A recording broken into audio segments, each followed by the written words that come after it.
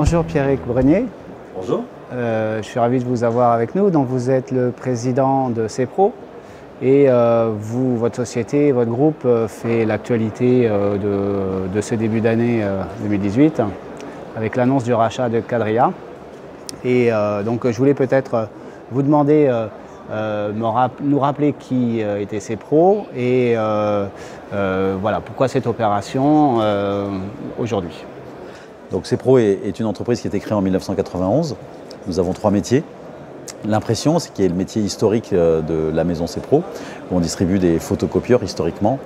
Et puis le temps passant, ces photocopieurs sont devenus des produits multifonctions connectés. Donc on s'est intéressé à des sociétés d'intégration informatique depuis 2001. Et donc on distribue des solutions informatiques d'intégration. Et puis depuis 5-6 ans, on s'intéresse au métier du télécom en étant opérateur, en intégrant nos propres liens et en vendant aussi des solutions téléphonistes, puisqu'on distribue des solutions Avaya, Mytel, Alcatel, etc. Donc au fil des 25 dernières années, on a procédé à de nombreuses acquisitions. Oui, c'est ça votre spécificité, hein, c'est globalement 70, donc c'est plutôt beaucoup. Et on a intégré toutes ces structures d'abord en région Rhône-Alpes, puis après dans l'ouest de la France.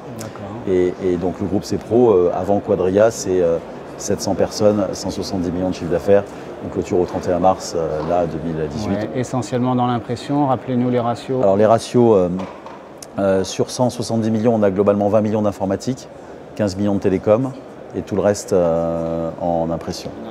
Voilà. Et donc avec effectivement un berceau en région Rhône-Alpes. Là, le siège de l'entreprise est à Valence, dans la Drôme, et sur nos 170 millions, on fait 85 à 90 millions en région Rhône-Alpes.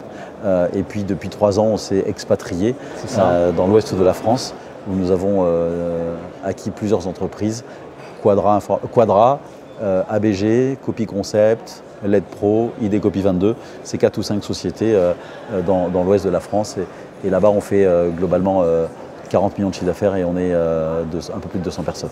Et c'est le début en fait de la nationalisation, enfin en tout cas de la couverture nationale, et qui donc continue avec l'annonce du rachat de Quadria, qui va vous apporter donc sur les métiers de l'impression un nouveau pôle, une nouvelle point d'ancrage géographique, et puis surtout une grosse part dans l'IT.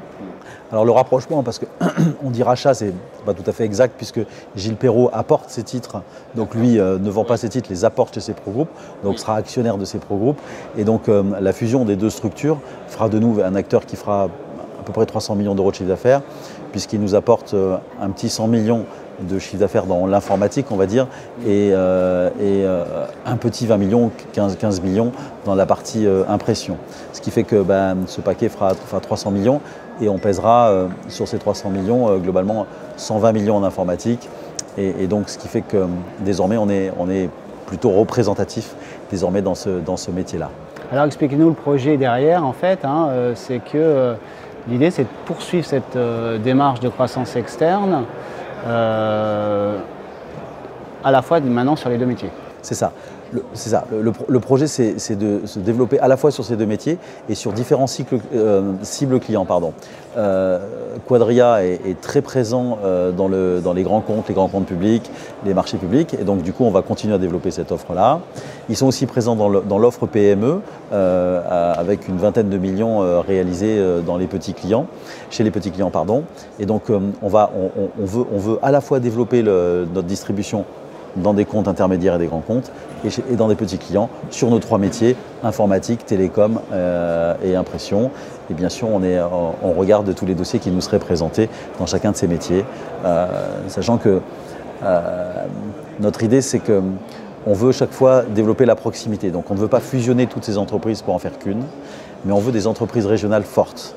L'ouest de la France, typiquement, notre entreprise qui est la fusion des 3-4 entreprises rachetées là-bas, doit rester complètement autonome. Et on veut vraiment des sociétés de proximité avec la comptabilité sur place, les achats sur place. On veut vraiment des sociétés très autonomes, un peu en mode conglomérat, on va dire. On apportera un peu d'outils, un peu de mutualisation des achats, un peu de vision stratégique, mais en fait on ne cherche pas à faire une seule entité France. C'est ça le secret en fait Je ne sais pas si c'est un secret, mais en tout de cas la cohésion. c'est notre conviction forte de se dire on veut des équipes agiles, de proximité, et être à chaque fois le régional de l'étape, le régional fort de l'étape, présent, sponsor du petit club de foot du coin, ancré dans son territoire, achetant le pain sur place et étant vraiment des sociétés de proximité. On croit beaucoup à la proximité avec nos 60 agences et en se disant, voilà, on veut vraiment pénétrer le territoire profond sur chacun de nos coins. Aussi, on n'est pas prêt, typiquement, dans les endroits où nous ne sommes pas présents, je pense au nord, à l'est de la France ou PACA, de faire des acquisitions d'entreprises qui soient trop petites. C'est-à-dire que, comme on veut des sociétés autonomes, il faut qu'on arrive avec une société significative qui soit déjà staffée et organisée, autour de laquelle on fera des acquisitions. D'accord. Donc il reste à acquérir ces sociétés, disons, amirales. Tout à fait. Dans les endroits où vous n'êtes pas encore. Tout à fait. Donc ça, c'est un de nos objectifs. Et puis après, c'est de densifier chacune de nos régions déjà existantes. On a des cibles aujourd'hui en région Rhône-Alpes, aussi dans l'ouest de la France, autour de KPA, autour de Quadria, un peu de partout. Et donc sans doute que dans les prochaines semaines ou mois, on pourra annoncer quelques rapprochements nouveaux. Alors je voudrais revenir sur effectivement le fait que ce soit un rapprochement entre un bureauticien historiquement et un informaticien. Ça avait été annoncé finalement il y a une quinzaine d'années.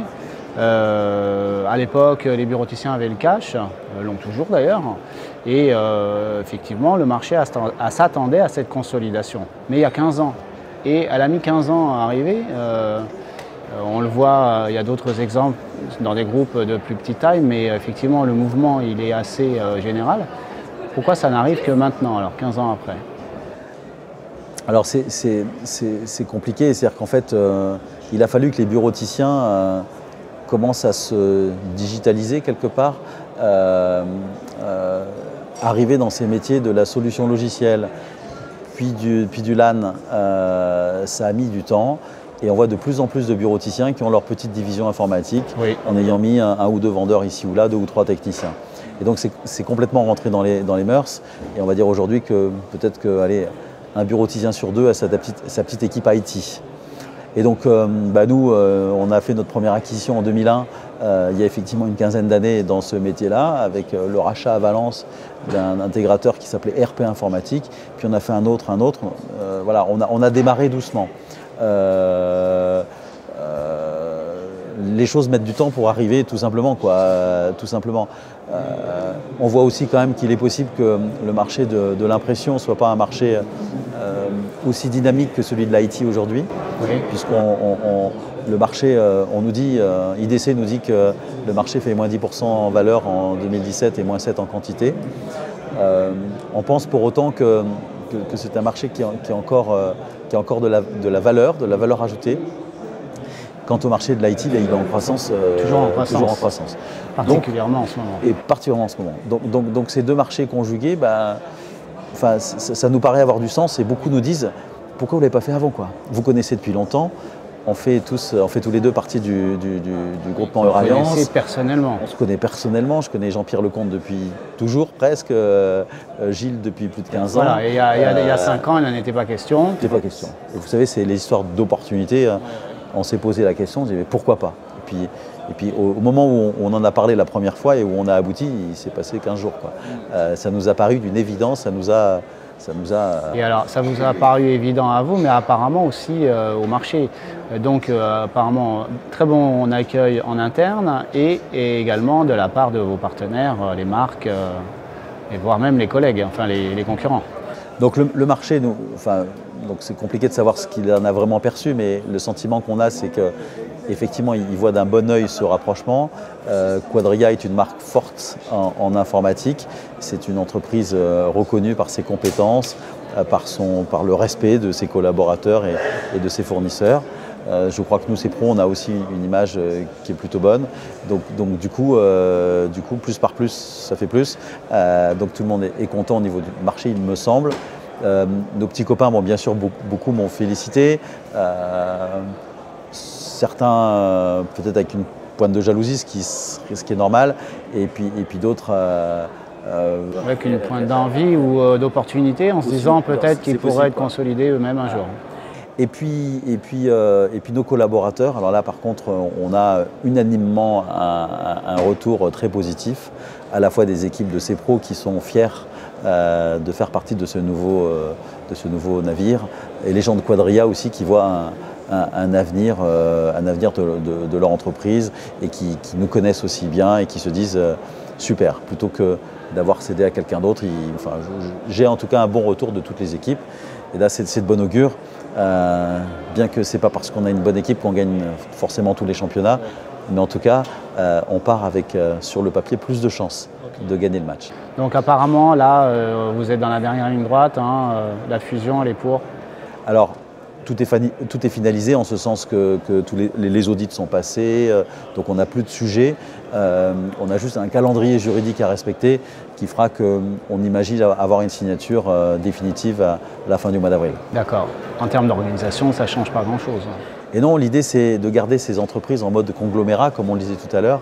Chaque boîte est autonome, la compta reste en place, et donc juste une pointe de synergie ici ou là pour développer le business de chacun avec plus de force. Ok. Et le gros chantier donc, du moment, ça va être d'aller voir les banques pour financer cette croissance externe. Non, ça c'était pas un sujet puisque c'est déjà fait.